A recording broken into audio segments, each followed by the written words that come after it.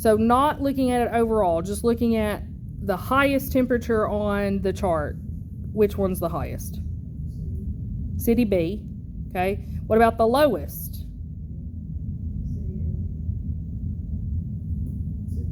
City B. City B goes all the way down to 25 Fahrenheit. Which city has the greatest temperature range, the difference between the highest and the lowest? City B. Which city reaches its maximum monthly mean temperature, the highest temperature at an earlier date?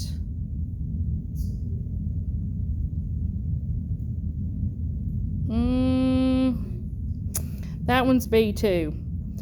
The highest temperature for B looks like it's somewhere maybe mid-August, but B reaches its peak like in July or so. Which city maintains more uniform temperatures throughout the year? A. Now, let's talk about these cities. Both are located in North America. Both are at 37 degrees north latitude. Okay. They both receive the same intensity and duration of solar radiation. One city is in the center of the continent, whereas the other is on the west coast. Which city do you think is in the middle of the continent? B. So then that leaves A to be on the west coast. So what is an explanation for that? What happens?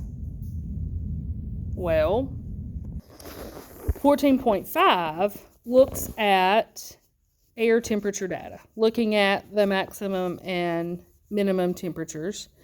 So over on page 241, you've got some questions about a typical day, mid-latitude city, clear day, early summer. Okay, and so we've got this graph there that shows us the daily temperature graph for a mid-latitude city.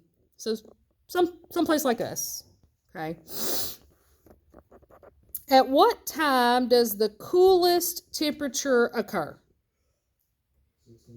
6 o'clock. 6 a.m. At what time does the warmest temperature occur? Yeah, somewhere in that 4 to 5 range, right? Now, what is the daily temperature range? So what is the difference between the minimum temperature and the maximum temperature? So first you need to figure out your min and your max, right? What is your minimum temperature? 58. I wrote 58. And what is your highest? Your maximum?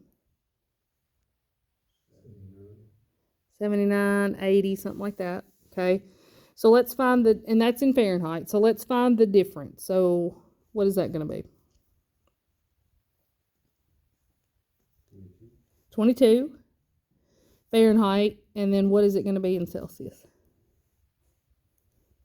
Celsius is over there on the other side. So get your temperature in Celsius. So your min Celsius is going to be about 15-ish. And your max Celsius is going to be, 27? So 12. Okay. Now, then it asks, what is the daily mean temperature, which is the average of the maximum and minimum? So we've got 58, or on our Fahrenheit scale, we've got 58 is our minimum, 80 is our maximum. So if we add 58 plus 80 and then divide that by 2, what do we get? 58 plus 80 divided by 2. 69 degrees Fahrenheit. And then on the Celsius side, we said our minimum was 15, maximum 27. So 15 plus 27 divided by 2. What do you get? 21. Okay, now, why does the coolest temperature of the day occur around sunrise? Okay, so it's the furthest amount of time from the last time that there was heat. So what does that have to do with anything? What's happening to that heat throughout the night? It's going away, right? It's being released. Remember we talked about it's absorbed, but then a lot of it's also released back. So it's the furthest amount of time since when it last received radiation. And so overnight, the Earth, that landmass has just slowly been releasing radiation back into the atmosphere. Now let's look at what effect cloud cover can have. Okay. How would cloud cover influence the daily maximum temperature? So the high for the day. Exactly. So cloud cover during the day lowers the temperature because it prevents the radiation from getting through, right? It can be reflected back to the atmosphere, or it can just be absorbed by the clouds themselves. So cloud cover is going to make it where our daily high doesn't get as high because all the radiation isn't getting through.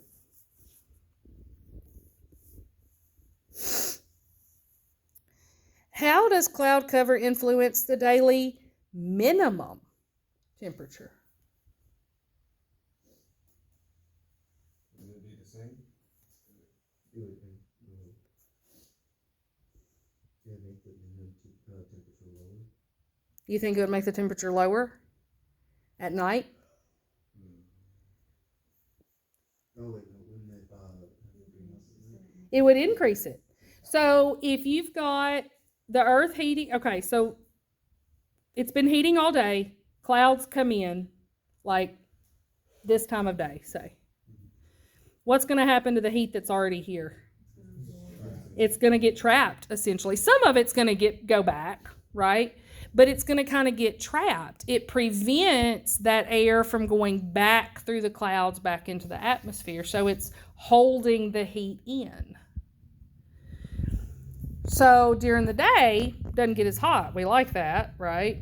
And then in the wintertime, that's why sometimes in the wintertime, you know, you don't get as wide of a swing in your daily minimum and maximum because we've got clouds.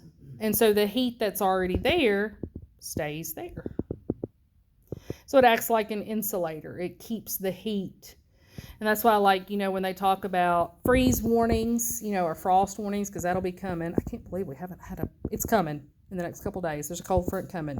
We're going to have our first frost, I think, in the next few days. This November hasn't been as cold as last. No, it is not. But one of the things, it's like, well, it's wintertime. We should have a freeze or a frost every day. You know, every morning we should wake up and there should be a frost or a freeze. No, because we have clouds all the time. So we keep that heat in, keeps it from getting as cold. 42.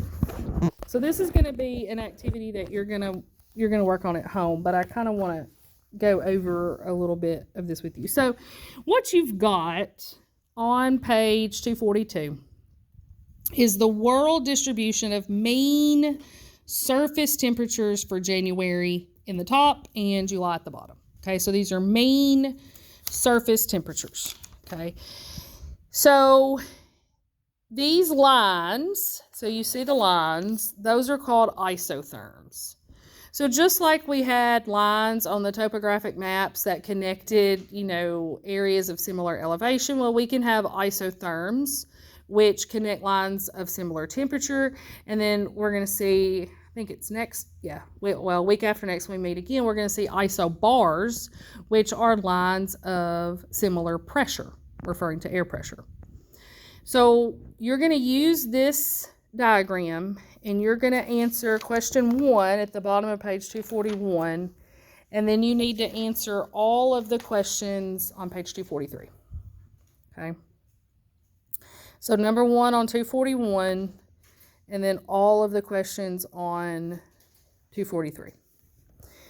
Now, let's look at our last thing, which is wind chill. Wind chill. Or as my kids said when they were little, it's the windshield. It's the windshield. No.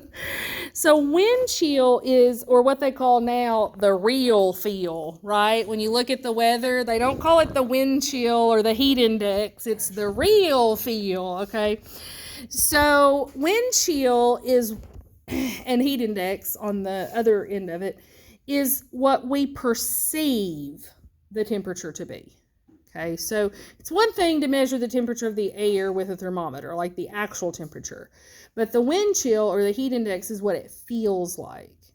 Now, when the wind blows, it takes heat from the body. It evaporates perspiration from parts of the body. And wind also acts to just carry heat in general away from the body. So the stronger the wind, the colder it feels like outside, because the wind is essentially taking your heat away from you.